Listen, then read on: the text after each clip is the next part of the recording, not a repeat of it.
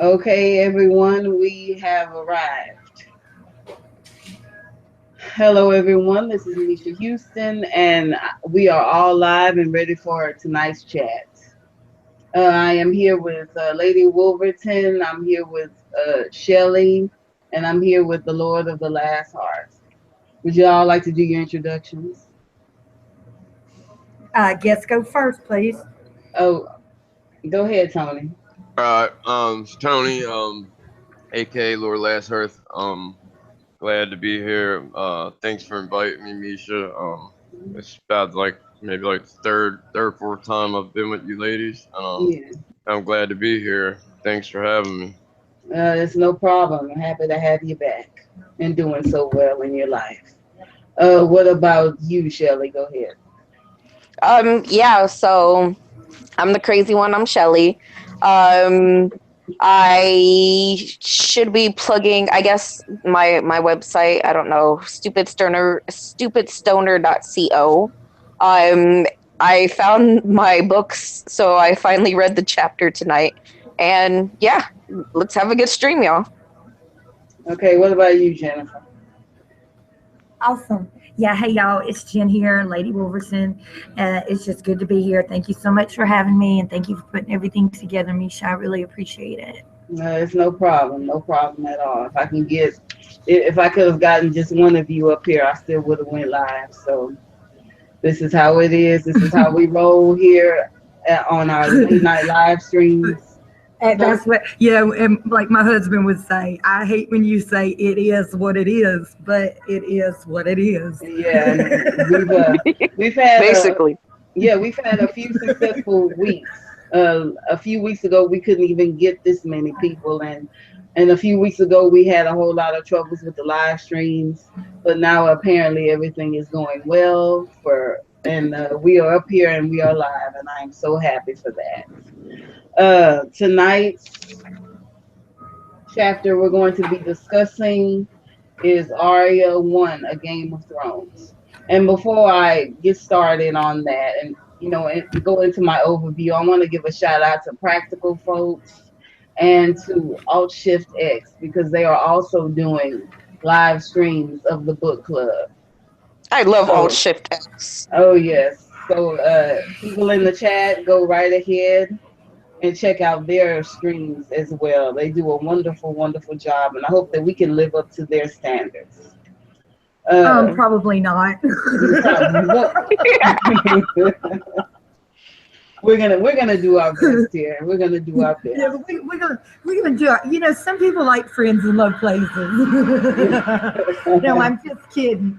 I'm just kidding. But seriously, I want to call attention right away to the first line in the chapter. Go ahead, Jen. Arya's stitches were crooked again. I think that says it all right there.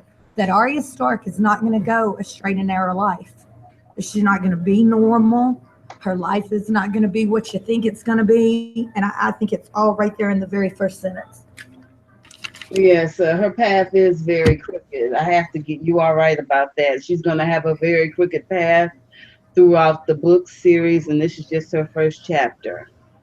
Her name is Arya Stark. She is a lady of Winterfell. She's 9 years old, and she's the youngest daughter of the Stark family. There are some issues that I want to point out with Arya. Number one, she has a resentment of of the status quo. Yes, she does. Yes, Very much so. And I yes, think it's more a resentment of the status quo than it is actually a jealousy of Sansa. I don't think she minds. In her young mind, she thinks what she resents is Sansa's beauty and Sansa's talent. But I think what she actually resents is Sansa's acceptance. yes. That's very true. Yes, she does have a jealousy of Sansa. It even Sansa has yes, yes. She has the love. She has the attention. She has the beauty that Arya wants and needs. And I want to pay special attention to the word attention. Uh, Arya is a girl who needs attention, but she needs the right kind of attention. It's either they're not looking at her at all, or they're looking at her through a strained eye, and Mm. she wants to be looked at, with love. She wants people to look at her with love and adoration in her eyes. It's really very telling of. I think she just wants to fit in. Yeah, she You wants know, to fit in. She wants to be accepted. Well, and when you go into the chapter, you actually see that she does find that love and attention, but she finds it from John because like there's a part where it sits down and it talks about how since Arya was born looking like her father and she had the dark hair, that she thought that she was a bastard too when she ran to him for like to comfort her and to reassure her that she was still a trueborn, you know.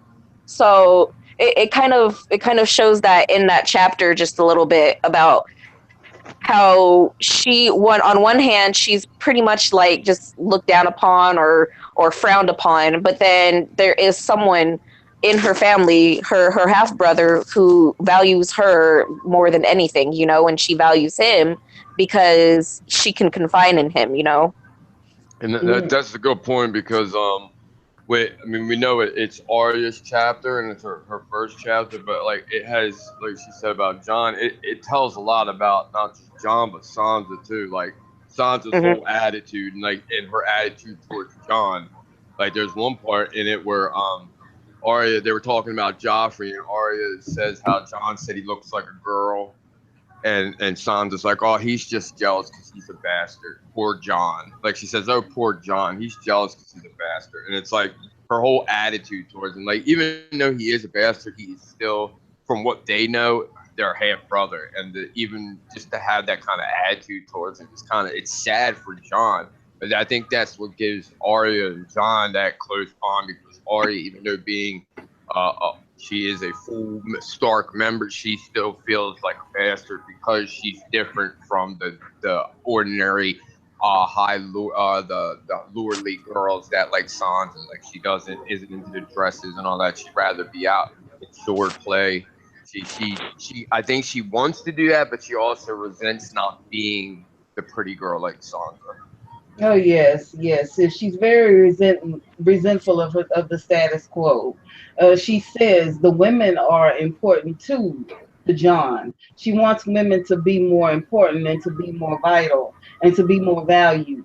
And she wants women, especially herself, to be seen as something special, something vital, something important. And John tells her that women get the arms but not the swords, and she wants to be the kind of woman that can handle the arms and the swords as well. She wants to have the best of the both worlds. I want to give a shout out to Reeves Vengeance, and I also want to give a shout out to Alicia Kingston and Septa Shayna Sapphires. Thank you so much, ladies, I want for to say hey to joining everybody us. too. I can't see the chat tonight, and I'm Yeah, normally very diligent on the chat, but I am having serious internet issues, you guys. yeah, yeah, but I'm glad that you still found a way to get here with us. I'm very happy for that. Oh, but Thank thank you so much, Misha. Yeah, absolutely. Now, back with the Arya, there was Hmm. one thing that stood out with me. With her, she bowed to Marcella after she was trying to leave. Um, the knitting circle. She Hmm. bowed instead of curtsy. She bowed. I mean, ladies are supposed to curtsy and men are supposed to bow, but she bowed. She's chafing against her womanhood. Hmm. She's chafing against what a woman should do and what Conventions, you're the conventional woman it's thing. conventional ideas. Yes. Yeah, because she didn't like the idea of being she doesn't like the idea of having to do like the women stuff like the sewing and everything like that, and she knows that she doesn't pay attention well and that Septimore Not how do only you that, more she resents the way that she can see, like Septim Mordain, for instance, like she says in the chapter, that she didn't see where Marcella's stitches were any better than hers. But the way Mhm. Septa Mordain cooed over her just because she was a princess royal, you would have thought they were as good as Sansa's, but they weren't. And she resents not only being put in a box as a woman and told what to do, but the classes. And she's Yep. the only one who's like, don't call John a bastard. He's her brother. Yep. Yeah, she is resentful of what a woman, should be doing. She's Uh, also Yep. one of the, if you notice, also in the TV show makes this more clear, of course. Sorry, book readers only. But like the way she plays with the butcher's boy, the way she treats everybody. And I know a lot of yes, times people can't understand why I like the Sansa character. I like the Sansa character because I see her change. I like the Arya character as well because you can really dig into her transition. But one of the things that really stood out to me about Arya from the beginning was, no matter who you are, if you were nice or, paid attention to her, she paid attention to you. She's the type of person who would know every person's name, whether mm, who they were. You know what I mean? Whereas maybe a Cersei would just be like, she wouldn't know everybody's name in the kitchen. She wouldn't know, she would know if you were a maid or what you were, your status. oh yes, Arya Mhm. values people as people. yes. Yeah. She doesn't have the smug, high lady mentality. She, is very down to earth. She knows everyone there.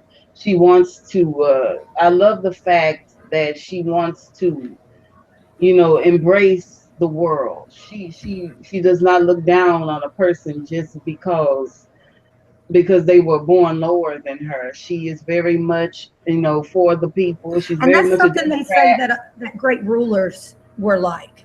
Hmm. Edward the Fourth is very much described as being able to go into a very common bar or get on very well at court, And and and that's why in the chapter, like, John even sits down and he explains to her that life isn't fair, little sister.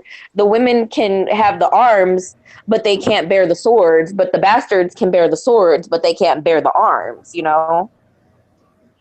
yes. I want to give a shout out. And Oh, excuse me. Go ahead, Jennifer. no, you go ahead. I was just saying yes. Uh, yeah. I want to give a shout out to Ion Trone. Thank you so much for joining our chat. Welcome to our live stream. Hi, Uh, Ion. yeah. I also, besides all of that, I want to talk about her neurosis. Now, I may be angering some Arya fans out there, but I do want to bring this up. She bites her lip. That is a nervous tick. Also, sucking your thumb is a nervous tick. Biting Mm, your nails is a nervous tick, and it is a form of self mutilation, and it suggests that a person has an emotional disturbance. So mhm, it is clear from the beginning that she's kind of emotionally disturbed already. Now, I've gotten online, and I'm not a doctor by any means. I mean, I work in a doctor's office, but I'm not a doctor. But I did get online and do a little bit of research on her biting her lip. It comes from it comes from stress, and it comes from a person that is crying for attention. She's crying out for attention from her family or her caretakers. Now, as a person who once bit her fingernails as a child, I did that. I'm admitting that right now. And in time, it dissolved in me. I had no desire to do it anymore, because my nails are very long now. But mhm, as a child, I bit my nails, and it was a sign of emotional disturbance, and it comes from wanting attention. And it's very true of Arya because she's not really getting the attention.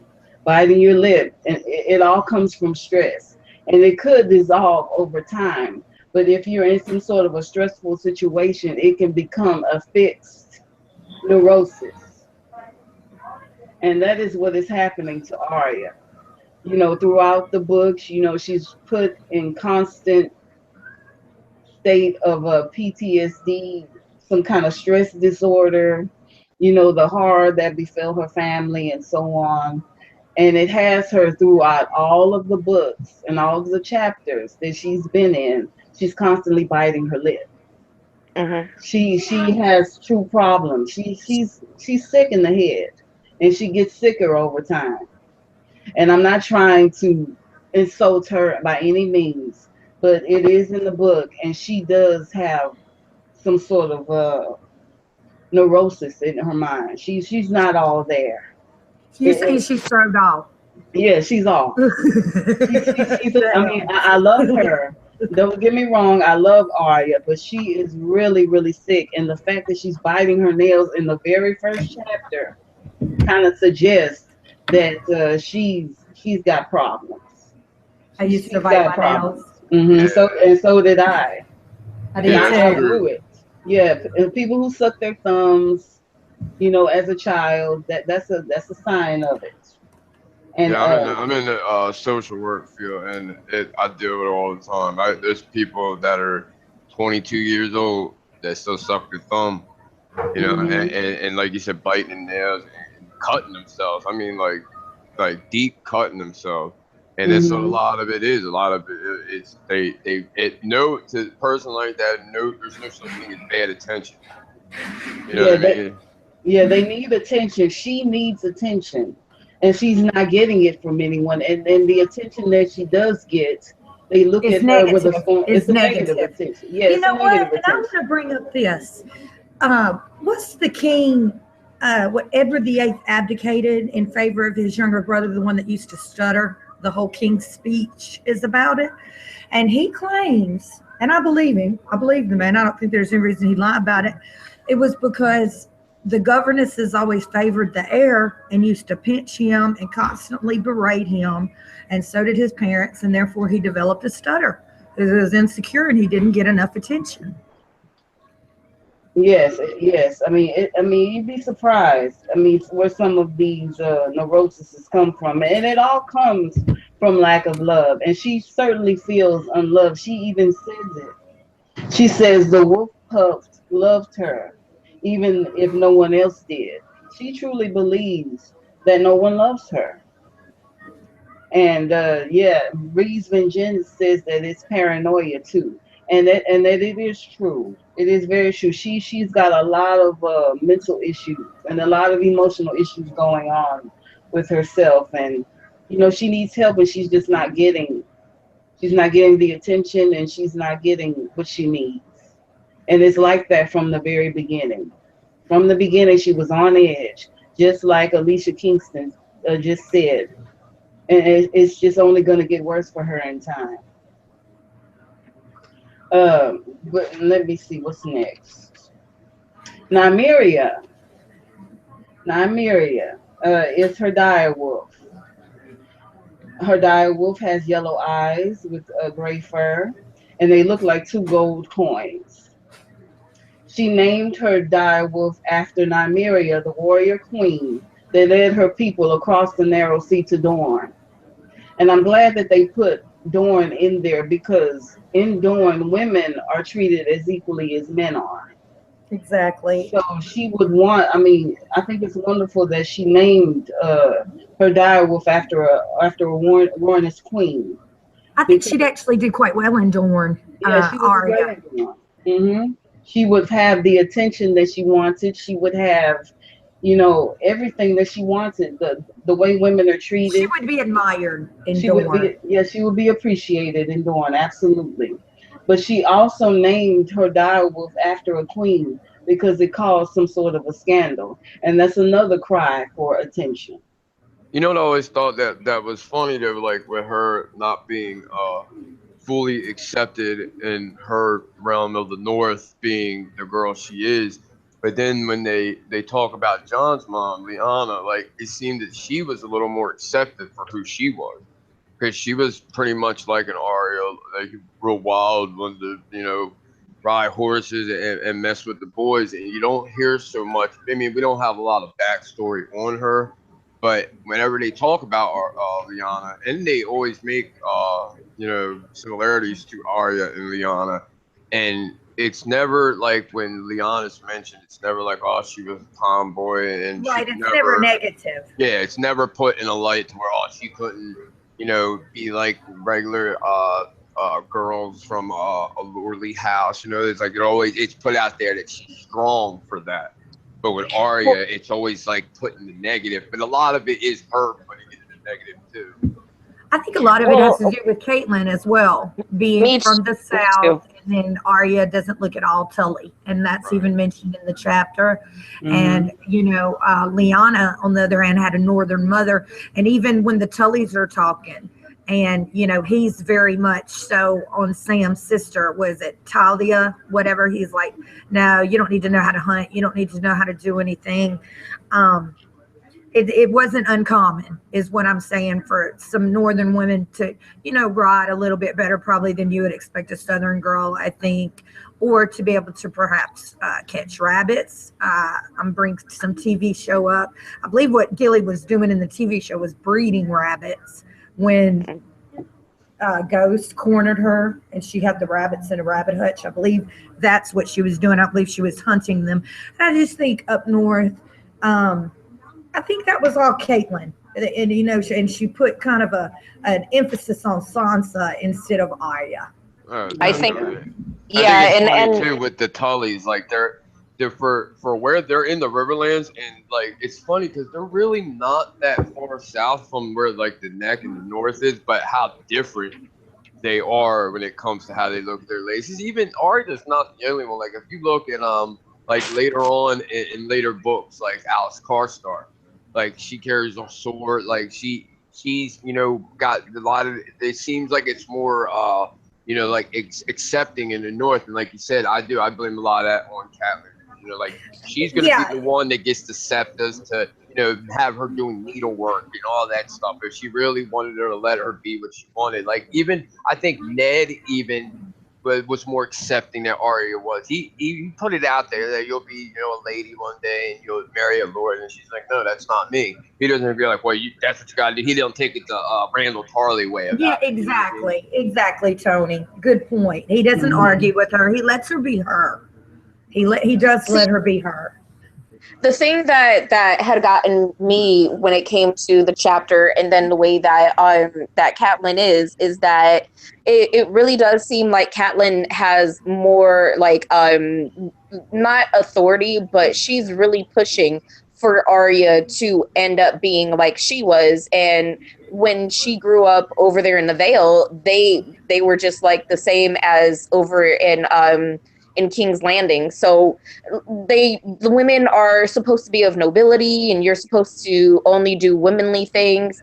And it's all like the whole pageantry of the Southern ladies. But up north, because of how harsh it is, they don't have any kind of pleasantries. They don't have to worry about their the way that they look, or they're dressed a certain way, because it's more about survival. And so that shows you the difference between the mentality of the Southern people versus the Northern people, because Catelyn's coming from a place where everything is still abundant, and you have to keep up appearances and you have to care about that stuff.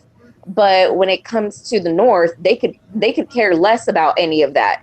So for Catelyn to kind of be pushing the girls more towards like a Southern upbringing, that's kind of where she's having an issue is that Arya is a full Northern child, and Sansa took all of the Southern charms. So that's where the clash comes from the way that I read through it. That's a good point. I won't disagree with you. Last week, we also touched on the fact that Catelyn, like her father, seems to have some Southern ambition for her children. Yeah. And I think that's to go to the restroom. Okay. And it's off of that point right there that's why I think Catelyn was more than happy to pawn off Sansa to Joffrey, because for herself, it just makes sense because that's what they do in the South is that they're always trying to marry and to have houses join and come together because of the status of the actual families and all of that. So it makes a really big deal. And up north, yeah, you do marry the trueborn houses together.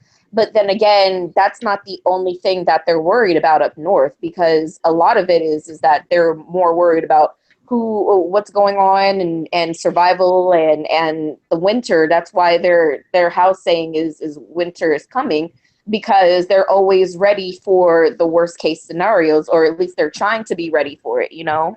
And I think that was a bad bet on Ned uh getting married to a southern house. If you look at the Starks, the only other house outside of the actual kingdom of the north they marry into is the Royces, and the Royces are first men from the jump. Like they were in the Vale first men, and when the Aarons came and took everything over with the Andal way of doing things.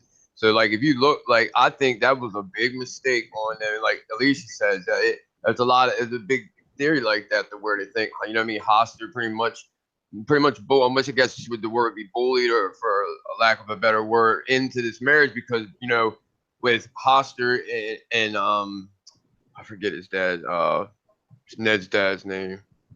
What is it? Brandon. No, not Brandon. Rickard. Rickard, yeah. And they had a little thing together. They were trying. Rickard was starting to have southern ambitions. He wanted to bring his house to almost like bring him to the modern day, something different. And I thought that was a bad bet on them because they're like they kind of remind me of Dorne, and they're like polar opposites. One's in the north, one's in the south.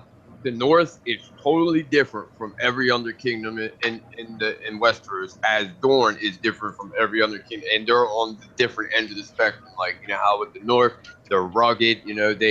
They ain't about all that intriguing and politicking and backstabbing. It is what it is, and everything's on the table. And I think that was the wrong move to even try to get all that whatever his southern ambitions were and whatever the reasoning was for it. And because Ned isn't one to step up and be like, look, I don't want this. He figures, all right, because he's so about duty and being honorable, that his brother, who was the heir and the heir apparent, was marrying Catelyn. So because he dies and his dad dies, he's the Lord of Winterfell, that he has to step into that role.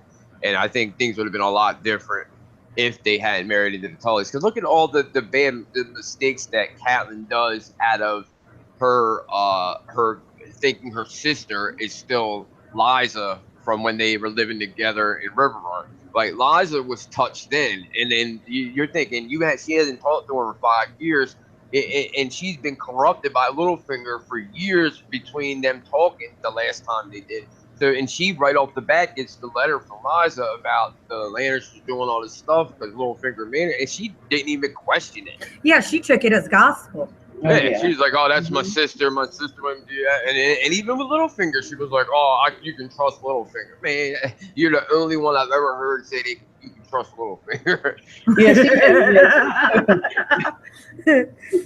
she didn't know. Yeah, she didn't know who Liza was anymore. I mean, everything had changed. Like, you know what? Tyrion tried to tell her. Tyrion, I'm going TV show now here, but he said, Lady Stark, when was the last time you saw your sister? She cried. Yeah.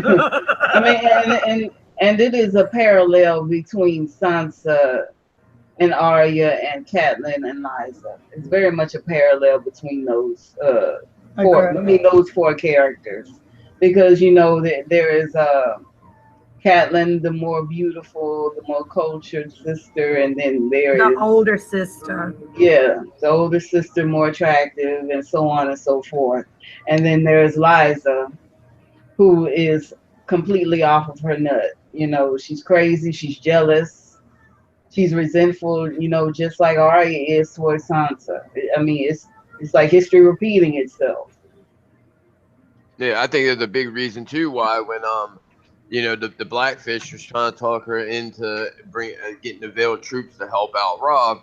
She ain't want to even to hear it. She's like, oh, we're gonna stay here in the Vale. We don't have to worry about anything. We're up in the Eyrie. And I think a lot of it was like she's tired of Welcome, her sister Alicia. being the one that's the one that everybody looks at. She doesn't look at that. She, if you think though, she was smart about it. She was like, all right, look, I'll bring in my troops to help. Then now she's coming to me and needing me. But she looked at it a totally other way, like, oh no, I'm not helping. She wanted to use the whole we're safe in the area. I think a lot of it was because she didn't want that to work out for Catelyn, especially she knew the whole rundown with blaming the Lannisters for the cat's paw and her putting the tears of Elise and John Aaron's drink, like all that was already done in motion.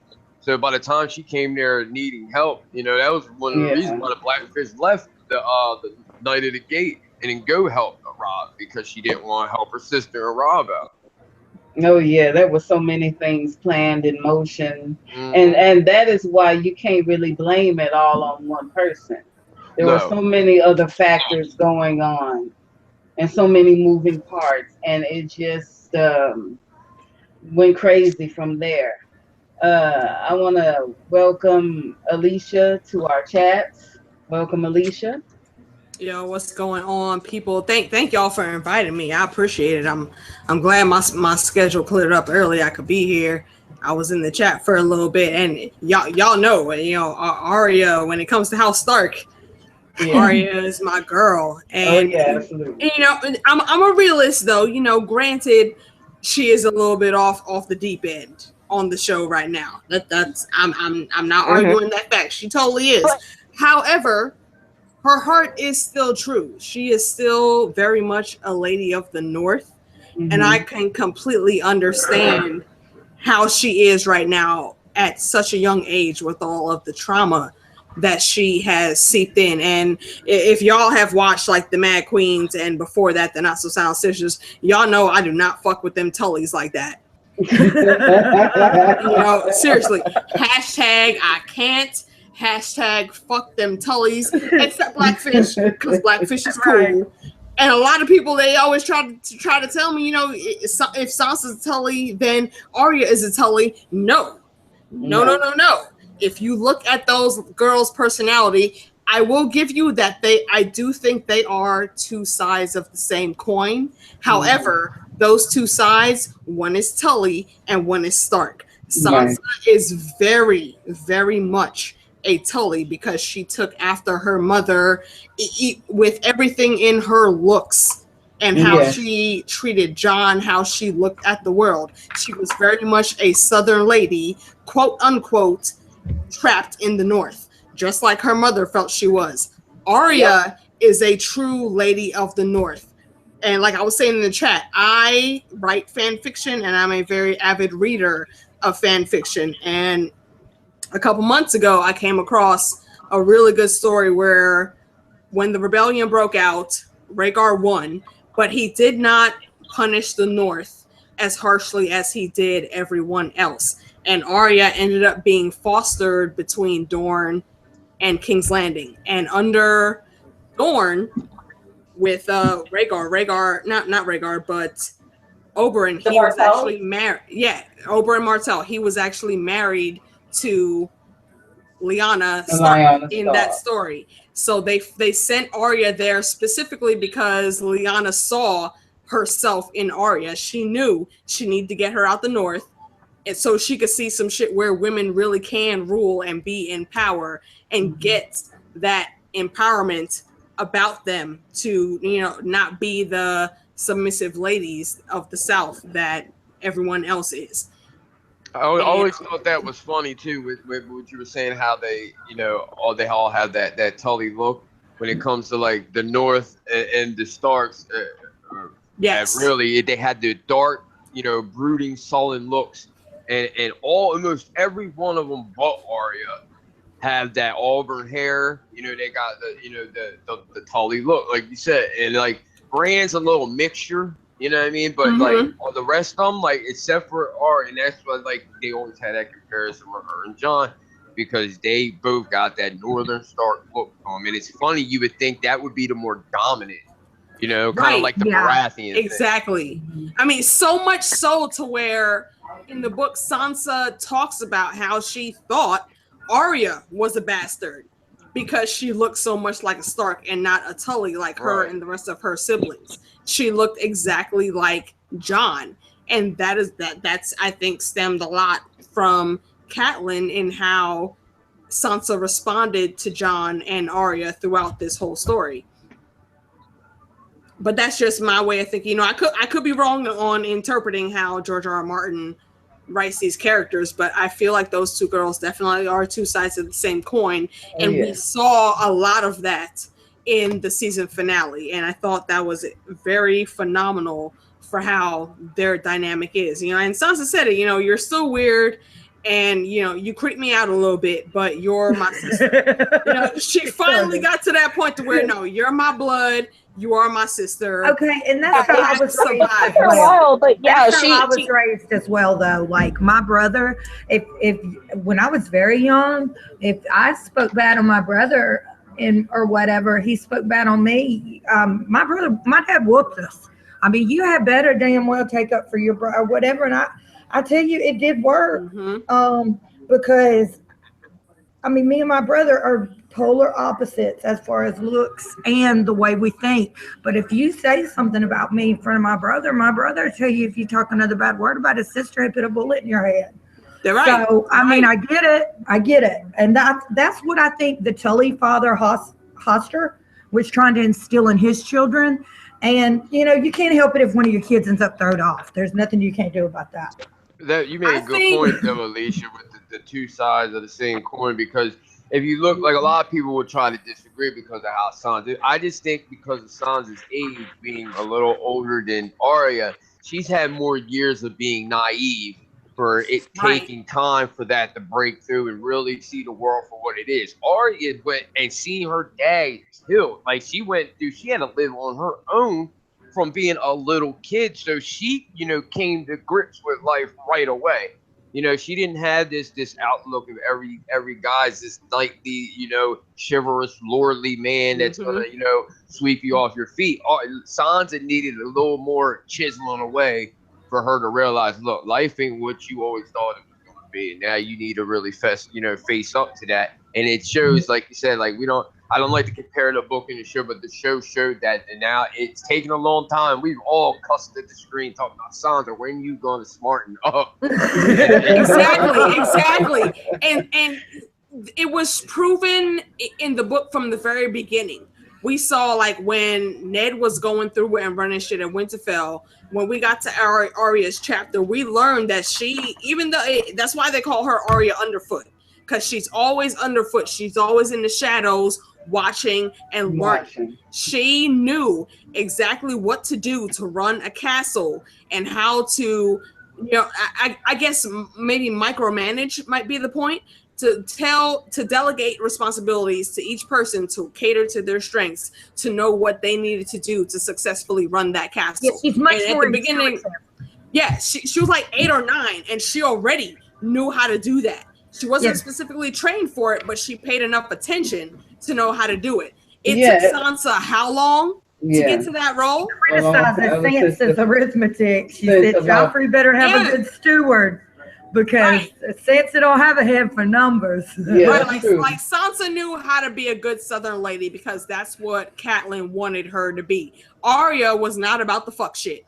She didn't have none of that to do at all. She and Ned, to credit him, he let her train when he found out about Needle and having the sword. But still, on the flip side of that, he said, you'll grow up to marry some lord and you'll be running his house. And Arya was like, no, do you know who I am, Father? No, that's not me. That's not me. But that's not me at all. I mean, she can run a house if she wanted to. She has the mind for it. But it's a shame that she won't recognize herself as that kind of person, though. Right. She's not that one to just sit there and be a side piece to somebody. She's not a trophy wife. She's very much like Brienne, where she is out there and she wants to do what she wants to do to protect her people, and that is fighting and taking up the sword. I don't see nothing wrong with that. No, nor do I. Nor do I. And I am certainly the so Mormonts happy. won't see anything wrong with it. And Yeah. certainly Exactly. a lot of people Exactly. in the North won't see anything wrong with that. And I wonder that her direwolf is named Nymeria, the Roynish princess who saves her people. Does she not lead a band of people Who basically out of the conquered North? Dorne? Right. Possibly. Nymeria's story, when you really look into her backstory, it is so fucking crucial to the person that Arya is. I believe That so too, chick- Alicia. Yeah. I mean, that chick, she saw the shit that was going down in her land. She knew they were not going to win the fight. So she was like, all right, We pack up gotta get out everything of you here. can. We are out. And Yeah, we're out. it made the way the show explained it only a little bit was like she just left her lands and went straight to Dorne. She was traveling around for a good like year and a half trying to find a proper place. And when she got to Dorne, the Martells, another reason why I love Dorne so much, because they're thinkers before they act. He saw the greatness in her and they took over Dorne. Dorne was ruling, but he was just a petty lord at Right, that but time. he was like, this is a woman worth having right here. Exactly. Once he saw her, he was like, all right, yeah. You know, all the other lords were like, no, we're not going to take your people in. We're not going to give you sanctuary. You know, that the Martell that was in charge at that time was like, you know what? Come on, baby girl. I got you. And look at what the fuck happened. Her name is spoken in song and story right now. Exactly right. They're the Dornish Targaryens. Like they took over shit. Unbound, unbent, unbroken, baby. Yes. I'm gonna expand on something that Alicia was talking about that I kind of noticed as well. When reading the book, like I seen in the chapter that it actually didn't show the part where they had in the store or in the actual show where she picks up the bow and she tries it out for herself. So I don't know if Dan and Dave was just trying to emphasize that she's more of a tomboy doing that, or what that actually was supposed to like signify, you know. But I think it was to show her as a bit of a tomboy, but also to show that she is breaking those social norms. Like that's why we have Brienne. I mean, Brienne is basically the heir to Tarth, but she's running around like a soldier. And if she survives the end of this, I think she will go back and rule House Tarth because her brothers are all dead. She's gonna have to do something about Tarth because of the Golden Company. Tarth is in a very strategic position, I believe. Very strategic to Dragonstone. Yes, you are very right. You are very correct in that statement. Absolutely. They're almost like the bridge going into the Stormlands, like the Titan is going into Bravos. Okay. It's like the first line of defense. Or like the High Tower going into Old Town. Right, exactly. Yes, as far as Arya goes, she's very much a leader. She is the first person to make it across the narrow sea. And I got a feeling, if I had to guess what would happen in the Winds of Winter, it's either going to be one of two things. She's either going to kill herself to see because of how far her mental state is, or she's going to, woman up and maybe bring in the Guild of Assassins to Westeros. I would have to. It's either one of those two possibilities. I think she was always trained for a reason. I think it's just everything is the way it is supposed to be, and they knew who she was the entire time. But come on, y'all, the faceless men know shit. Yo, that is one of the things I've been saying for like the past 2-3 years. The faceless men have been tracking that girl long before she left the North. They knew exactly who Arya Stark was, and they don't want no one. I don't give a fuck what they say. No, they want Arya Stark. No one. They want Arya Stark because she has that warging ability, and they need someone like that for whatever their plan is. Well, if you look through, like, she works the cat in her cell at the House of Black and White. Yep. Yeah, she is a warg. Even it's a That's shame why I that say she's the most. I'm sorry. Go ahead. Yeah, it's a shame that they didn't give us a little glimpse of Just a taste. a little test, a little drop, a little taste of her warging Exactly. ability, some sort of a wolf dream. I would have liked to have seen that in the very first chapter. You know, they gave But, Bran a wolf dream, remember? yeah, Himself in the pond. they gave it to Bran more, Well, you more guys, than anyone else. I've got to sign off. I Okay. hate that because this Yeah. is one of our best panels ever. But thank you so much for having me, Misha. Alicia, Uh-huh. thank you so much for All right, joining hey, us. Jennifer, Tony, Shelley, I love everybody. I'm sorry I wasn't able to keep up with the chat tonight, y'all, but I'm having problems with my internet. I'm literally at a PJ's Coffee in Chalmette, Louisiana. Okay. Everybody is staring at me like, what? What is she talking about? Well, that's okay. Like, All See you right, later. y'all. See you All later. right. Bye-bye. Love to all right, everybody. good night. bye, Bye. Jen. Love you. Love you too. See- Bye. Well, okay. Well, yeah. I lost my train of thought. Damn it. Okay. Oh well, I'll shut up for now. No, see, that's why I've always thought that when it comes to the most powerful of the Stark children, it's Bran, then Arya, then Jon. And the reason for that being is, you know, Bran is a warg, skin changer, and green seer. Mhm. You can't get much more powerful than that. Arya is a warg and skin changer. Like a lot of people in the fandom confuse those things. They are not the same thing. Warging is specifically with wolves and dire wolves. Skin changing is everything else. Everything. Yeah. Arya has the ability to skin change the cats and Bravos, which is how she sees when she's blinded. And in the book, she's blinded She's for blinded. a purposely. training mechanism. It's not as a punishment. No, It's it a was training mechanism. Mhm. So And with John She- too, John fights it. Like John would be a hell of a war. Like Varamir says it. Like yeah, that he would Varamir be one said hell of a he- war if he accepted it. he's already a powerful warg, and I believe that he will also be a skin changer at some point.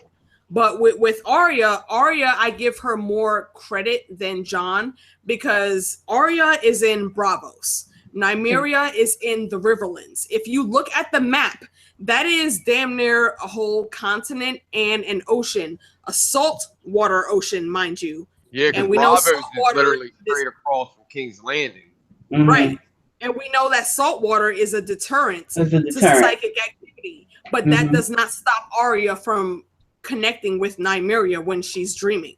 Mhm. Now that's No. kind of interesting. Is that concept of the salt water messing with one's abilities just because of the Song of Ice and Fire, or because, like, coming from a witch's perspective, sometimes salt water is actually more conductive to use for your psychic abilities than regular water.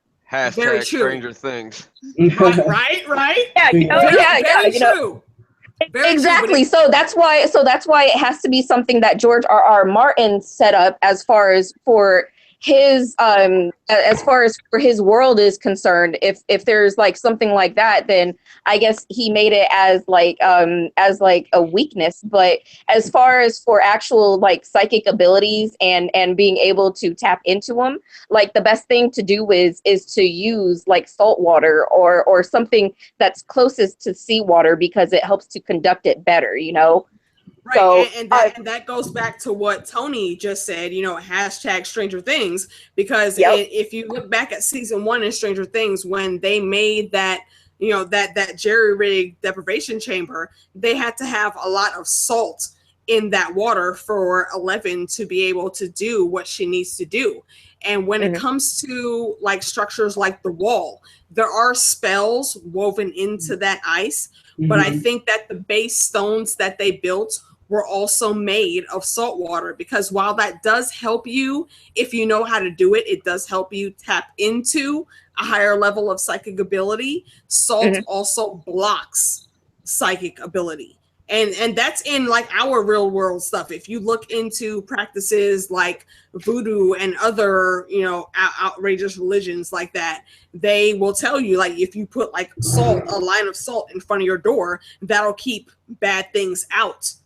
Yes. Yeah, Yes. and then with And- the sensory deprivation chambers, they actually had them now. There's one like Yes. 20 minutes from where I live. They use this as therapeutic because it takes everything away It from blocks it's completely everything sealed. out. Right. No noise, no light. They have this little, because I've done it 3 times. They have this little ball that floats in there with you in case you get freaked out by it, because it's literally so silent, dark, like, and they have, it's like almost 80-something% salt in the water, because it literally will make you float. It's impossible for you to put yourself down. It's impossible for you to drown. Yeah, you stay at that floating, like just below the surface.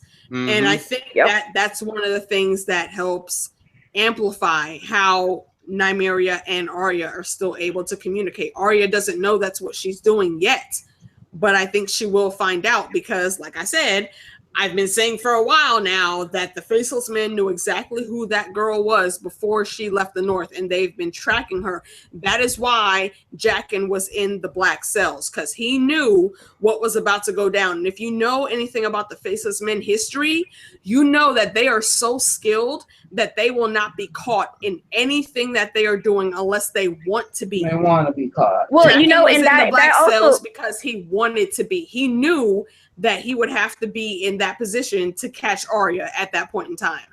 No, I will expand on that, because they were talking about how the Faceless Men had I haven't really read through, so this is everything that I've heard from you guys, is that one of the Faceless Men must have turned around and infiltrated the maesters. And so if they're turning around and they're already looking and they're infiltrating higher deals like the maesters, then of course they would be looking into some of the different houses and the trueborn heirs as well.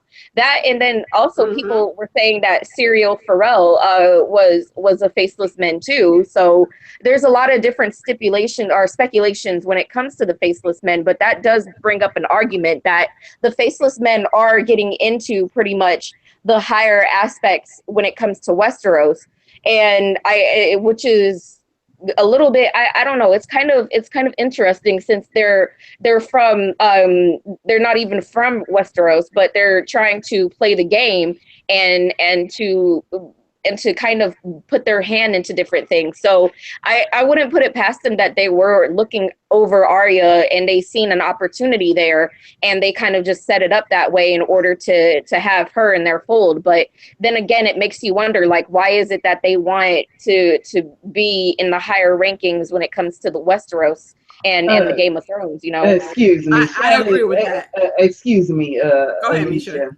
Misha. But Shelley, I think you want to read those books.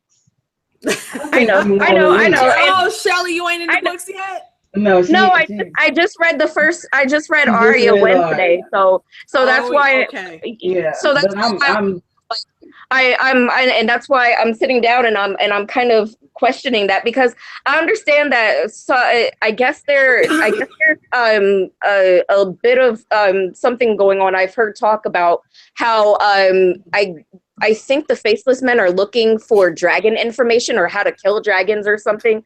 So that's one concept that I heard. Fire and blood. Yeah, you know. And so I guess that would be one consideration why they would want to go that high, is to gain that information. But then again, why would you care about what dragons are doing or anything like that when Hold on, real quick. And I'm gonna try not to take more than 5 minutes on this. Okay. Let me tell you something about the Maesters and the Citadel. If you go back in the history of Westeros, you will come across an event that is labeled the Dance of the Dragons. And what that happens, and this will tie into, if you do continue reading the books, what what's his name, Grand Maester Marwyn was saying about his own order. He specifically said he does not trust those gray rats. Let me tell you why. When it comes to the Targaryens and their dragons, Daenerys was right in this past season where she said the dragons is what made the Targaryens special. They had a blood bond to those creatures. And that is what helped them rule with such a steady hand. When the dragons died out, that was the beginning of the end for them. So we go to the Dance of the Dragons, and we see all this background shit that was going on. Who was the lady that helped to start all of this and put it into fruition? That was the wife of the sister wife. no, not Aegon. This is past him.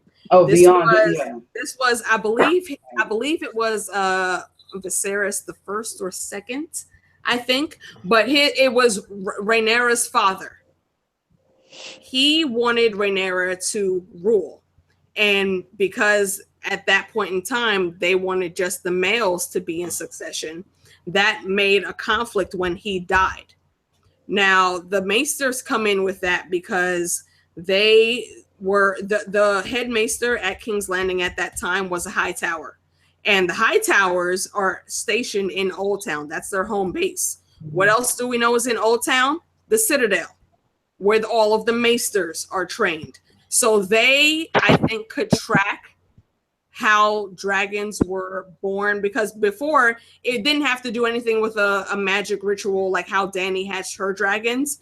It was basically if they put a dragon egg into the crib with a Targaryen baby, if that baby had the right gene, then they could hatch that egg. And that is where Rhaenyra was so strong, because with pretty much all of her kids, she helped to hatch those dragons. When Rhaenyra wiped out, no more dragons. No more dragons. We saw after she died, it got less and less and less. Those dragons were so small, they all died out. Mm-hmm. The maesters were a very heavy key, and the Citadel, House Hightower specifically, were a very heavy key in causing the Dance of the Dragons.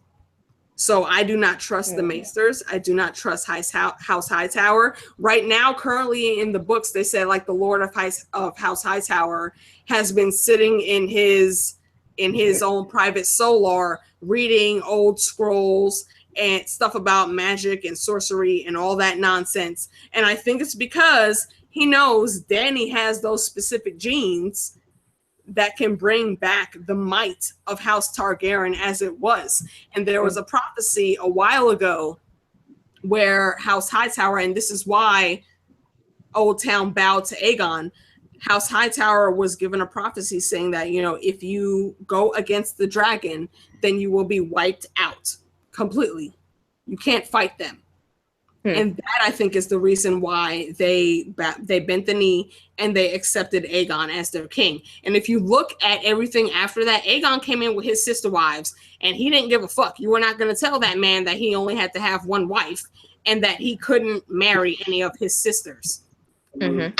Aegon put that shit in, but after that, it was a constant battle to get that done, because they knew if the right people made it, they would have those correct genes to keep dragons being born into Westeros. Hence, Dance of the Dragons and the Maester. Why Marwyn thinks the Maesters killed the dragons. He specifically says that to Sam in the books. Who do you think killed the dragons in the first place? The Maesters did. The Maesters did. Yeah, it was our only real way. They used their knowledge. Right, they can't control magic, and they want to be in control. Like what's his name? The alchemist that Roy Dutrice, may he rest in peace. He said that. Yeah, he said that the alchemists, the Order of the Alchemists, were in charge. They were the king's ear. They had the king's ear. They were the right hand of the king until the Maesters came in and knocked them out. The Maesters can't control magic. So that is why they want to squash all that shit. That's why we see when Sam starts bringing up all the stuff about Bran and what he possibly could do in this past season, all the Maesters shut it down because they don't want to deal with anything like that. I'm telling you, because read the books, Ma. All that shit is in there. I'm not just making this shit up. It's not just a theory. It's fact. No, I know. And that's why, like, watching it from the show's perspective, you can see like parts of the Maesters and their kind of like plot to kind of overthrow certain individuals. And so and when it comes to magic, they still kept that whole thing about the Maesters not really liking to even touch anything when it comes to magic, which is kind of unfortunate, because with them being scholars, you would think that they would try to actually bring in people that would learn the arts so that they would have that knowledge as well. But it's like, by the time that the show finally shows it, or by the time that all of this happens, that saying the word magic, especially around a maester, is like saying a cuss word kind of deal, you know? So, Right. and I do understand, because if all they have is their knowledge, but they don't have knowledge as far as magic is concerned, that whole field for them now is just a complete, it's a blank. They don't try to learn it anymore. They don't try to even go against it. Like, they just try to deny it as far as possible. And then in the end, it ends up kind of hurting them, you know, because now you have this real big threat. And now magic has come back to Westeros, regardless of whether or not they wanted it to. And now the maesters are pretty much going to either have to play catch up, or they might end up getting screwed for it. You never know. What about you, Tony? What do you have to say about any of this? Well, I'm like Alicia. Like, I don't trust the maesters. I think when you I'm trying to put this in the best way I know possible. But if you take and like, all right, say with like the magic, okay, like if there's things going on, even if things were, you know, were at a standstill for hundreds of years, or say since the last of the dragons left, there are certain events and instances that are happening in the current timeline that go against all logic and education when it comes to like the magical things happen. Dragons shouldn't be logical. So like, when these guys are going around and they're constantly putting down the fact that, you know, magic doesn't exist, that's why there's so little maesters that even have a Valyrian link to practice, that even, you know, attempted practicing anything in the occult or the fine arts of magic. So it's like when you want to what's the word, like oppress people from, you only want them to know and learn what you want them to know and learn. You're trying to get a stranglehold. Because like, they even make a point, like most of the lords, even in the highest southern lords, most of them don't even know how to read. So these maesters, you know, can tell them anything. He can be like, look, we got a raven today, and it said that the Tarleys have taken one of your land, one of your castles, and then, so by them just going by that maester's word, they're going to go to war over something that was completely made up. And how would they know any better? You know, and there's no, why is there a maester in every castle? Like, you don't even need to ask for one. As soon as that castle, if there's a war, whatever, one dies, they got one ready to go. And especially with the Iron Throne, where they had their so-called Grand Maester. You know what I mean? They won't let you bring your maester from your last, because you get a couple where you got Maester Crescent, where he actually starts to grow a fondness for Stannis because he sees how Stannis is this brooding little child thing. And he even makes a point that, like, you're supposed to be, you know, loyal to the castle, not the person in the castle. But Crescent is one of those rarities where he actually, Lewin's another one. Lewin starts to take up, you know, with the Stark kids, to where he looks at, and he's like a guardian to them. But for the most part, they're not like that. And when you want to keep people from learning and only telling them what they should learn, like, that's why they're the teachers too. They're the ones that what they're teaching these kids is what they want them to know. You know, there's stuff, that's why those vaults are locked up. Like, even in the show, Sam can't get in the one area. They don't want them to get that knowledge. Real quick. That again ties back to the Dance of the Dragons. When you look at all of the parlaying that Rhaenyra had to do, she sent one of her sons to Storm's End to try to get the Storm Lord at that time to be on her side. And what happened in that conversation, and this is in the history and lore, you can go look this up. What happened in that conversation? When the Maester was standing right there next to the Lord of Storm's End, he whispered whatever he thought to come up. He didn't say exactly what was in the note, but the Lord of Storm's End response was, "Tell the bitch your mother. I am not some pup that can just be summoned. I guarantee you that message did not say you have to do this and this and that. the maesters just made it seem like that so they could curry favor the way in the line that they wanted it to happen. And that's kind of, and see, that's interesting, is that they, for some reason, like the houses don't really sit down and don't question the maesters at all, you know, like and I don't know if it's just because when they infiltrated into Westeros, like, and after being there for a while, like everybody just got used to it, but and that's one thing that I have not seen yet as far as the show is concerned, is anybody questioning anything from their maesters, you know, like they completely give all faith and trust to these gentlemen. But then in a sense, it makes you wonder, like, okay, well, why aren't the highborn lords and ladies not taking more responsibility for it, instead of just letting whoever from wherever kind of dictate and do everything for them? And they're very naive about it too, because like you can feel the way you want to feel about her, but Barbary Dustin, she's one of the main ones. Like, look, you can't trust them maesters. Like a lot of these people just blow it off. Exactly. In the show, they did it one time, and sadly, it was only in a deleted scene. There's a deleted scene where Tywin is outside of King's Landing. Yeah, and he's like fishing or something. And Pycelle comes up to him in like, you know, his almost senile old garb, trying to talk to him. And he starts stuttering through his words and talking about some nonsense. And Tywin just looks at him like, don't, bruh, this is me you talking to. Right. I already see, I know who you are. And that is the very moment where he straightens, where Pycelle straightens up, and he's like, you know what? At some points in time, I don't honestly believe how anyone can fall for my bullshit. He says it himself.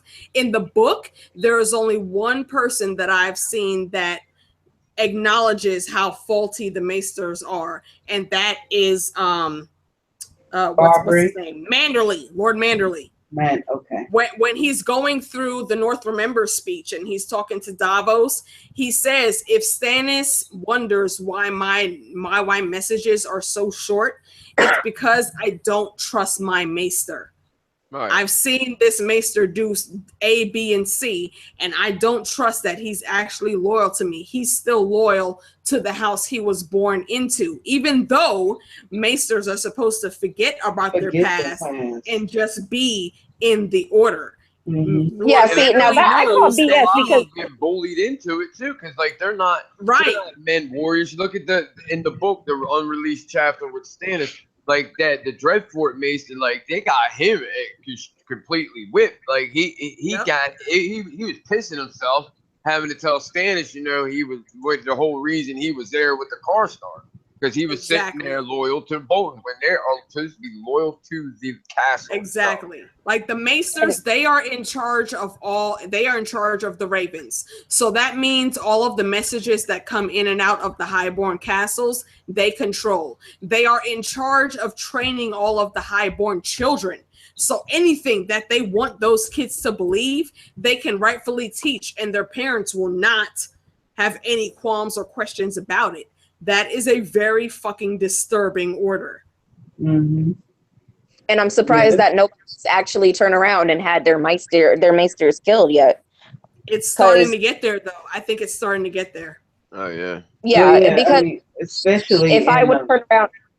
And honestly, like, what I'm surprised that they don't even have anyone looking over what the maesters are saying in order to verify if they even sent the message right. They just dictate it to them, and they have blind faith that these people are going to do anything. And as far as I'm concerned, before I turn around and stamp anything, I want to make sure you got it right. And they just don't. Learn how to read. Learn how to read so you know exactly what is in these messages. But being trueborn, Go ahead. But I mean, being trueborn, I mean, like of true blood, I would assume that they would at least be teaching those kids how to read, like how, not all like of how them it. did, though.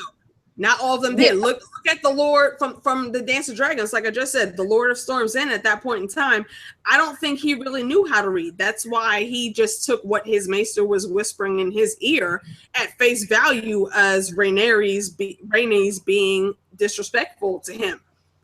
I like Maester Lewin in the very beginning, but then once Bran started talking about his wolf dreams and Maester Lewin was like, no, they're just dreams. You don't need to worry about that. It's because he knows that the Maesters, the Citadel, cannot control magic. If they have a child like Bran, they can't readily control him the way they want to. Unless they try to brainwash him, in which case I don't think that I guess the maesters wouldn't consider doing that to try to manipulate someone like Bran into their fold in order to use his abilities. I guess like the maesters just completely wrote off magic and won't even mess with it, and which is, it's kind of unfortunate, I guess, to him, from my opinion, you know. And which is exactly why they tossed out Qyburn. Qyburn was getting to that deeper level of thought, and they were not trying to have that shit at all. You know, I'm very, very glad that they have finally managed to get one of our main characters into the Citadel, Samwell. And so we can really, really see what's really going on in that place. And what I've heard and what I've read in the beginning, excuse me, Bran, it doesn't seem like that place is up on the up and up. I agree. And it's good to see that. I'm so glad that I wish they had done that sooner.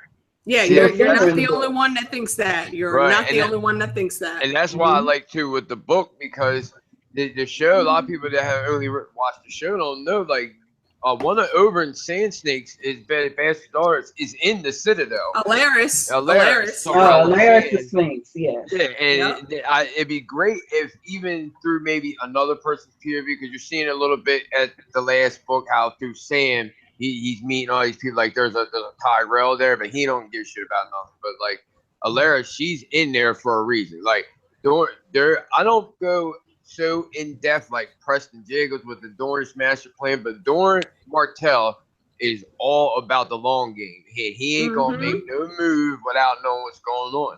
And when she's at that Citadel, she's hearing everything that's going on in the whole realm, because those maesters get the information of everything. Yes, it's an excellent place to be.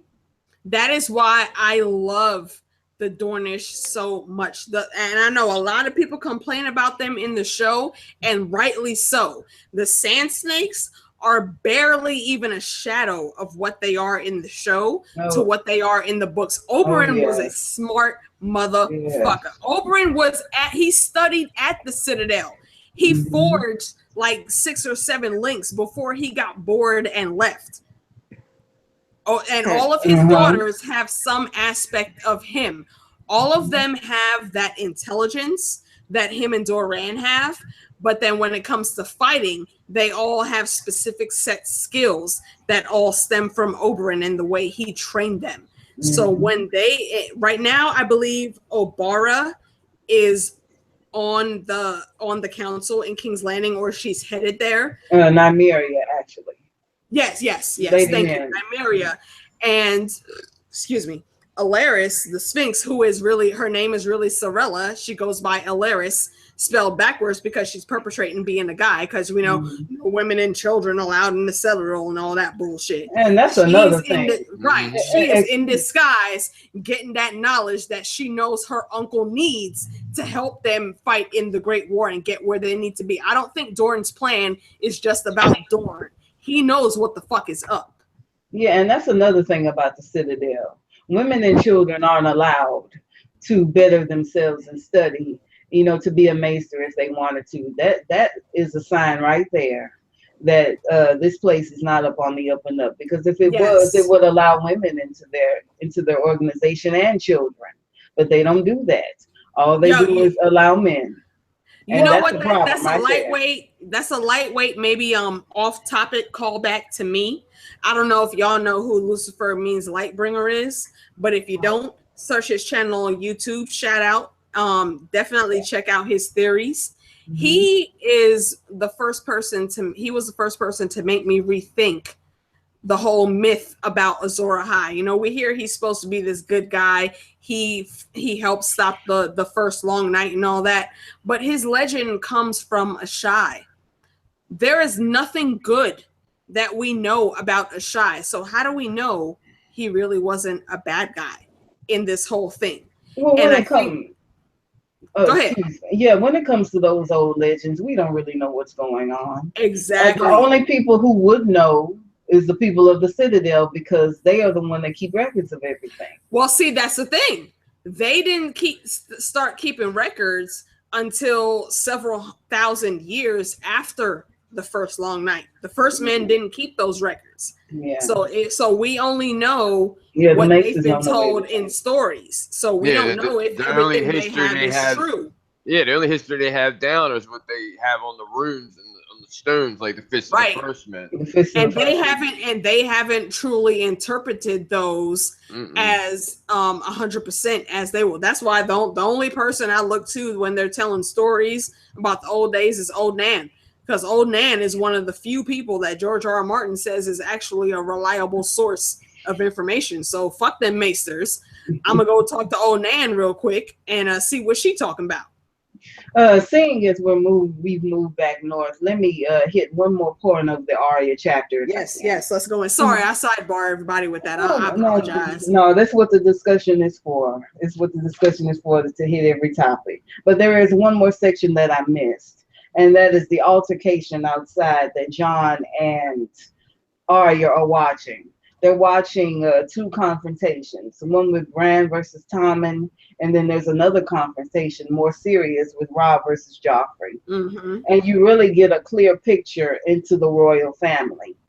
We have Tommen fighting Bran, and I can't remember which one. One of them was rolling around on the floor. That was Tommen. That was Tommen. Yeah, and Tommen was a pudgy kid. Yeah, he was a pudgy kid. He was he's the weaker one of the two. You can really guess that. And then we have another altercation with Robb versus Joffrey. And I thought that you really get a clear picture of how Joffrey is. It's the first time you hear him speak, and he's very aloof and smug, and he pushes it all away, but yet he calls for a live sword. He said that he was tired of hitting the Starks, with fake swords. With a fake sword. But then when Robb himself says, "Okay, let's make it real. Let's have a true fight," he finds a way to back out of it. It really shows how much of a coward he really is, and how manipulative he really is, because he manipulated that entire situation so he can walk off being the winner and piss off Robb and all of the rest of the people of the Stars, while he can just walk off free and clear. So it really shows what kind of person Joffrey is and what kind of person Tommen is. They're both weaklings. Tommen and Joffrey are both weaklings, but they're at opposite ends of the same weakling boat. Tommen is a boy. He's physically weaker. Joffrey is older, but he's more manipulative, and he weasels his way out of that situation, making himself look like a person who is strong and powerful and has no qualms against fighting, but in actuality, he's nothing but a true coward, and he's a weak person just like his brother. So as far as the citizens go, I actually give a little bit of fault in that situation to Sir Roderick, because Joffrey issued the challenge, and yes, he was manipulative in the words he was saying, because he saw that slight bit of doubt in Sir Roderick and he exploited that. Robb was ready to go. Yes, and it's even said that Joffrey was taller than his age actually showed. He was better with a sword than his age showed, but Robb, I think, could have beat him. However, Sir Roderick was in there. He's the master of arms, and he doesn't want to insult the crown in any kind of way. So he didn't want, and even after Joffrey said, you know, it's not a thing. You know, we can do this, and there aren't going to be any random consequences for Robb after this. You know, let's fight real steel and see what happens. Let the chips fall where they may. But Sir Roger he was about that honor, and he was not trying to have that, so he held Robb back, and that gave Joffrey the opportunity to be that fucking punk ass little git that we know him to be. Well, now see, the one thing that I will credit for Master Roderick is that something tells me that he kind of, it was a good thing that he ended up kind of denying the swords with the edges on them, like, because with Joffrey being the little shit that he is, it makes it seem like there would have ended up a situation. Either Joffrey would have tried his hardest to attack Robb, even when they told him that it was done. He probably would have still tried to charge at Robb just to make a point, to be like, oh, well, since I'm the prince, I can get the last hit regardless, kind of deal. Or if Robb would have ended up beating the crap out of Joffrey, or if Joffrey ended up having one kind of a scratch, then that could have ended up making a whole bigger issue. So I do, with Master Roderick, I applaud him for doing that, because he could have, and he may have avoided like some kind of like a international situation kind of scenario where Joffrey, even though Joffrey is the prince and he demanded for that doesn't mean Joffrey had the skill in order to even deal with a live sword. And if they ended up with swords with blades, with real blades, then who knows what one of them two numbnuts would have ended up doing and causing a whole another rift in the whole situation in the north, you know? Yeah, I totally understand that, but I don't think that Joffrey was thinking that far ahead. Not at all. I don't think he was thinking. I think that this was all a big manipulation. I have to stick with my guns on this. I think it was nothing but a manipulation to anger Robb so he can walk off looking, giving the appearance that he truly wanted a fight, when he really didn't want any at all. It's the same thing that he did with the butcher's boy. He wanted shit to go the way he was trying to show off for Sansa, and he did not count on Arya actually having a little bit of skill and disarming him. And he definitely did not count on Nymeria jumping in and say, "Oh, you gonna raise a sword to my girl? Do you know who we are, little boy? This shit don't run like that." And so it makes me wonder if Joffrey did that just because I do wonder if he just did that to try to make himself look a little bit better in the situation, because they already had explained in that chapter that he already got his butt kicked. But when it comes to the live sword deal, all of a sudden he's all big bad and, oh, well, I demand live swords. Like, no, little boy, like, even if you are the prince, you don't have the skill for a live sword. And so being insulted like that, I think maybe that's why Joffrey ended up going the route he did, because he was offended, because he knows that he's not all the shit that he wants to portray himself as, and basically a northerner who he looks down upon pretty much called him out on that. And so with all of his Lannister people back there and laughing like they're his posse and everything, and you know that they're only doing that because he's the prince and they need to kiss his butt. But in all truth, if you were to just put Robb up against Joffrey and you don't care if he's a prince or not, Joffrey would have had the floor. He would have been kissing the floor all night, kind of deal, you know? Yeah, very true. Very true. I agree. What about you, Lord? What do you have to say about this? I mean, y'all pretty much said it. I mean, I don't really have anything extra to add with that. It's just, I don't know, with it's like, that's one of the things like I haven't looked into so much, like, because with these maesters, man, they do, like, out of all the people, like even Littlefinger, like Varys, like, I distrust the maesters more than them times 100, because what makes them so dangerous is that there's a million of them cats, and they almost all think and run the same way. Like I said before, like there's with the exception of Crescent and Lewin, you know, and then you got the ones that are like the Lannister Maester and White Harbor that, you know, don't forget that he's not that he's a Lannister first, not a Maester first. Like those kind of, and then when you're the whole like keeping the what you want to keep from the masses is all powerful. Like I think they're more powerful than the high lords, Lord Paramounts, kings, because they can literally start a gigantic war off of lies because of the Yeah. fact that most of them can't even read. And I think they don't even push them to read. I think it, you know, to not look as obvious about it. Like if they're like, all right, I want you to teach my kids the letters and to read and stuff like that. Yeah, they ain't gonna be like, well, no, we don't need that. But for the most part, especially like the northern culture, they're warriors. Even in the medieval times, in the Dark Ages, like Charlemagne and all that, like he didn't learn how to read till he was like in his 30s, and it was the same thing. A lot of these kings and lords and barons didn't need to read because it was more about the warrior aspect of it. In military campaigns, it was all about adding land, and with adding land adds money to your chest. So like reading and then you would look down upon like, oh, it is kind of like today's society how like people that are more nerdier and geek are getting looked down on, especially like men, because you're not the football playing, out with the boys at the bar kind of thing. And it's not as bad as then. Like the only people back in the Middle Ages and Dark Ages that even knew how to read and write were the monks.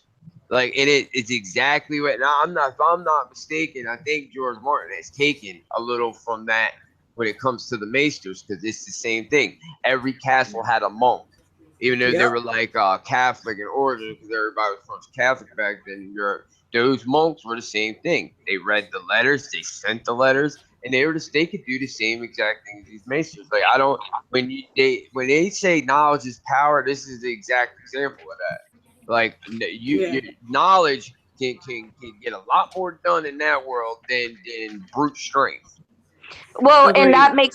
that makes it interesting because the way that you pretty much describe that makes me think of how some people think of like governments having like conspiracies and stuff. Like some people really do believe that there are things that government or like CIA kind of type of deal, and they infiltrate and they end up spreading like mass disinformation in order to create like a certain narrative that pushes the masses into going one way or another.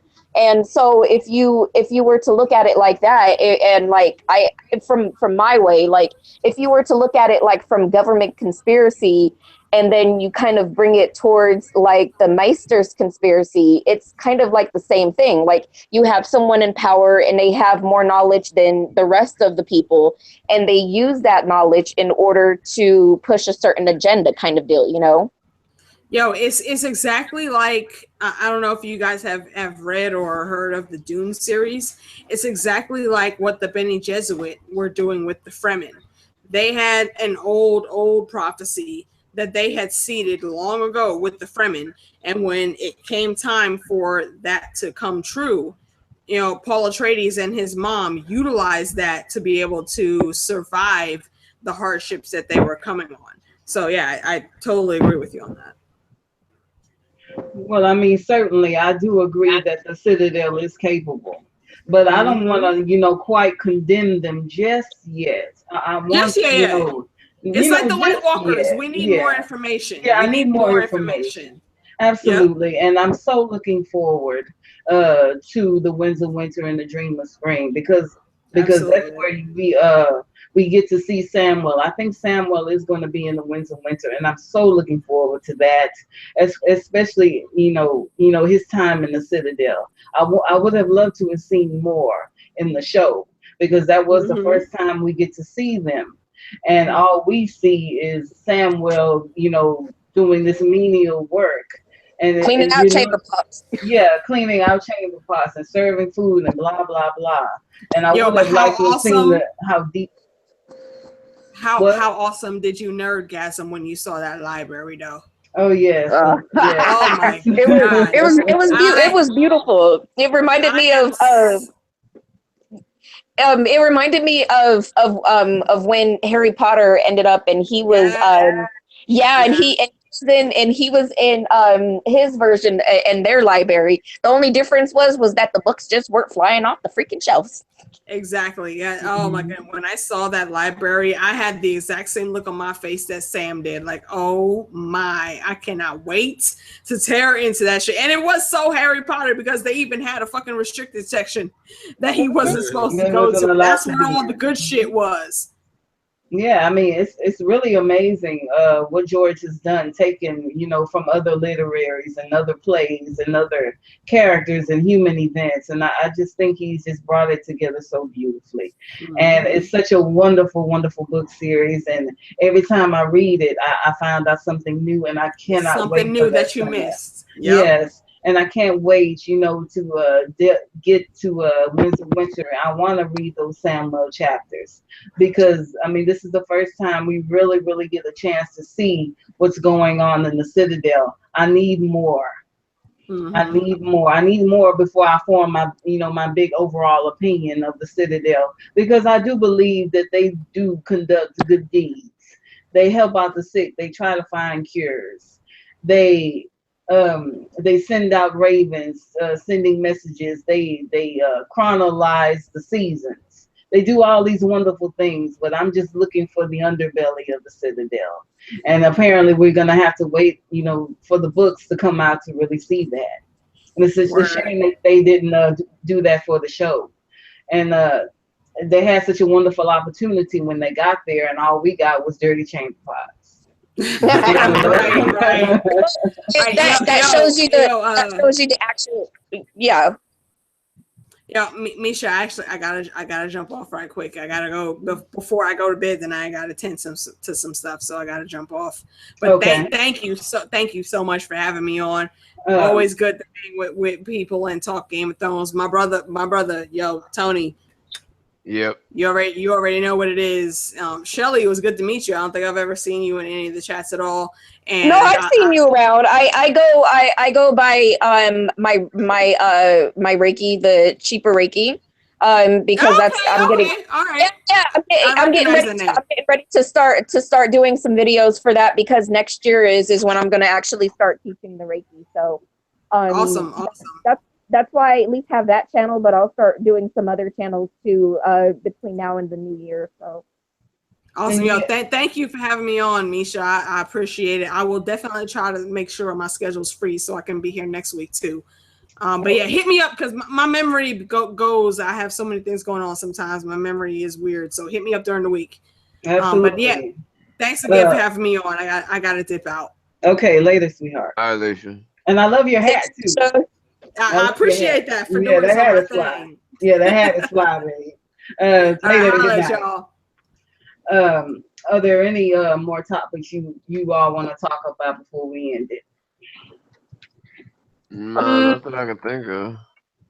Okay. No, the only other thing that I can think of is just the relationship between like Jon and Arya. Like when she comes and she's pretty much defeated by Septa Mordain, and she's hanging out with him, and he keeps ruffling her hair and talking about how life is unfair, you know, like that whole dynamic, and her just being able to kind of run to him, you know, like, and then him sitting there and actually schooling her and having her pay attention and watch like the confrontation that happened between like Robb and Joffrey and stuff like that. Like it really shows that Jon is trying to help her to look at things in a different perspective, because she has like Sansa around that has the same mentality as her mother, and when it comes to the North, like they don't approach anything the same way. That's why like him being a bastard in the North, it really isn't as bad as what it is in the South. I think more the reason why they don't even have Jon participate in anything is just because of Catelyn.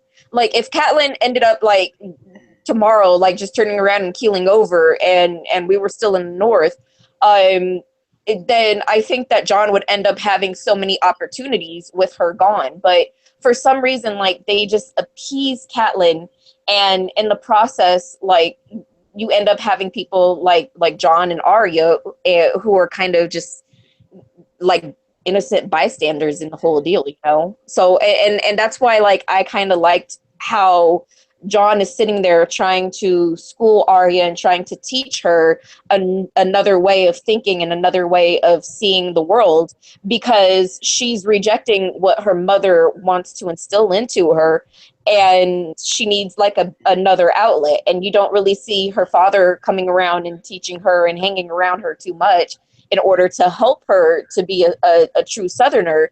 And John is pretty much just learning it on his own. So what it is that he learns, he teaches it to Arya. Absolutely. John is very much a kindred. Of course, that's her kin, but he is also a kindred soul with her. And I Yes. find their relationship very endearing, and it's a lovely relationship. I mean, as you said, he's always a person that she could turn to, because Yes. it's someone that understands her plight. He feels like an outsider, and so does she.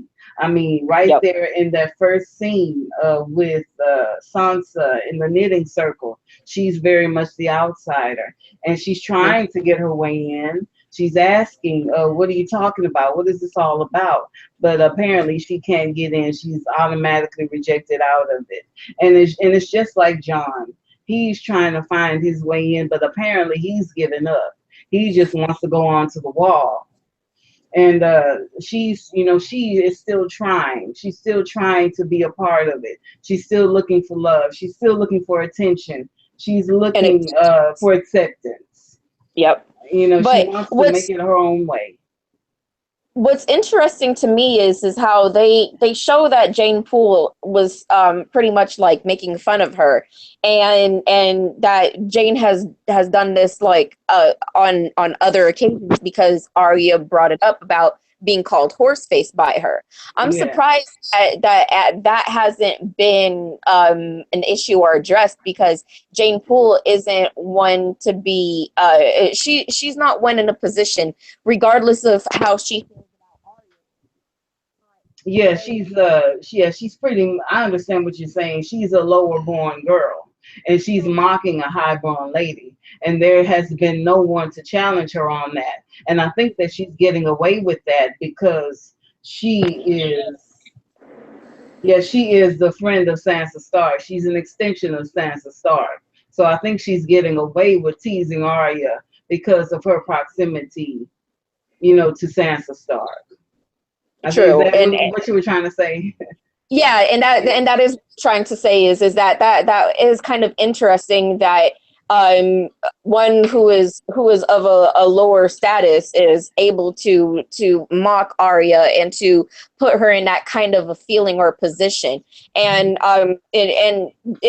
so that was it's kind of curious. I don't know if that's just because of how the North, they don't really consider highborn or lowerborn. Everybody's kind of more equal out there because everybody's surviving, or if it's just because because Arya is the way that she is and she's so rebellious and doesn't want to do anything, that maybe Catelyn has something to do with the fact of not the fact of her being teased, but in the fact of more people trying to force that Southern mentality onto the poor girl. And so I guess maybe someone, I mean, my own self, someone must have seen or heard Jane Poole do this before, but because of the agenda of Catelyn, it might actually be like, I don't know, they might actually approve of that, because maybe Catelyn thinks that if she's teased, she might end up just following with the program kind of deal,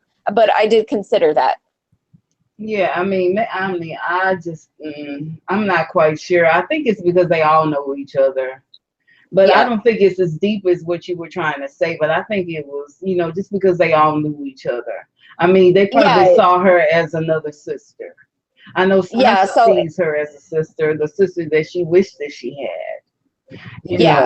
So I think that she can kind of get away with teasing and poking at Arya, even though she's Yeah, a because lowborn girl. yeah, because they kind of accept her more for being her instead of her actual status and her house's status, which is Yeah. interesting.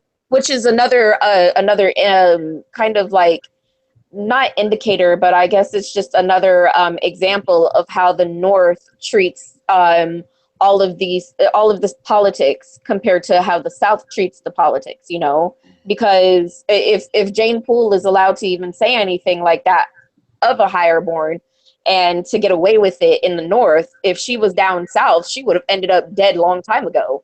That's true. That's true. If she had dared to tease Marcella like that, the way she was Yep. teasing Arya, yeah, I mean, absolutely. Cersei, probably would have had that girl killed or blinded or something. I mean, it Yeah. really shows, the difference between the two families, the Lannister and the Starks, and how wonderful they are, and how they're rooted in goodness, and how much the Lannisters are rooted in evil. Because as far as Cersei goes, she's always been this person. She's always been an Yep. evil person, even from the beginning. The prophecy that you saw on television is exactly how it was in the book, just chopped down. And if Mhm. someone had dared to speak of of Cersei that way, she probably would have had, been mutilated or been killed or something like that. Yep. You can obviously get away with it in the North, and when it comes to the Starks, but not down south. Nope. Not And down and south. and it's surprising that Cersei didn't have Maggie the Frog executed for that, you know? Right, exactly. But I mean, it's just the family. The Starks are rooted in love and goodness, and these other families, if you notice, all these other families are not rooted that way. They aren't No. made And that way. well, and some of them were rooted that way, but then they ended up forsaking that in order to play the Game of Thrones, in order to play Right, the politics. And so absolutely. and that's why you have places like the Night's Watch as a reflection of that, because they no longer are holding on to their honor and to their duty as lords and ladies and as highborn and everything, because they've gotten so to the point where they're just fat and lazy, and they just suck up all of their wealth and entitlement, and they could care less what's going on as far as the rest of the world is concerned, unless it has something to do with them having more entitlement. So I mean, it just depends. It's real, and I like that you said the word entitlements, because the Lannisters feel they are entitled because of the fact that they are the royal family, and I'm sure that entitlement comes with the territory. Oh But I yeah. think it should be known that the Starks are the oldest family. They've been around for thousands of years, and they have a right to their entitlement as well, even though they don't bully people with it. They are the oldest. They are the senior family of Westeros. They've been around since the beginning. The blood of the first men runs in the Stark veins, and they are entitled to their entitlement, but they don't shove people around with it. It's really a difference there. but it's I mean, the Lannisters could really learn from the Starks if they were, up, open to so it. wanting to listen. Yeah. Well, and that's why I use the word entitlement, because when John was sitting down Can't hear you, Shelley. Huh? Can't. Yeah, Oh, yeah. Get up on your yeah. mic. Okay. Yeah. That my finger keeps going over the mic because it's on the bottom of my phone, unfortunately. So Okay. it's kind of like it's a mental thing that I do. But when it comes to like when John was explaining the different coat of arms that were on Joffrey, he showed how on one side Joffrey has the stag, which is for House Baratheon and for the actual crown.